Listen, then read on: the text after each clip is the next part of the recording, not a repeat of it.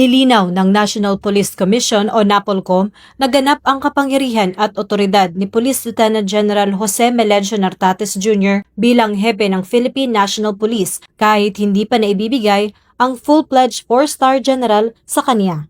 Ayon sa NAPOLCOM, bilang itinalagang Acting Chief PNP, hawak ni Police Lieutenant General Nartates ang lahat ng kapangyarihan, tungkulin at pananagutan ng isang pambansang hepe ng pulisya. Ibig sabihin, may buong kumpiyansa ang pambansang pamahalaan sa kanyang liderato at kakayahang pamunuan ng Philippine National Police. Patuloy na isinusulong ni Police Lieutenant General Nartates ang disiplina, integridad at epektibong serbisyong pulis sa buong bansa. Sa kabila ng pagiging acting status, kitang-kita ang determinasyon at direksyong kanyang itinatahak para sa kapakanan ng bayan at kapulisan. Ang 7-point agenda ni Chief PNP Police Lieutenant General Jose Melencio C. Nartates Jr. ay nagsisilbing malinaw na gabay ng kanyang liderato na nakatuon sa mas mabilis na aksyon, mas ligtas na komunidad, mas disiplinadong operasyon at mas mataas na moral ng kapulisan. Ito ang magsisilbing direksyon tungo sa isang mas matatag,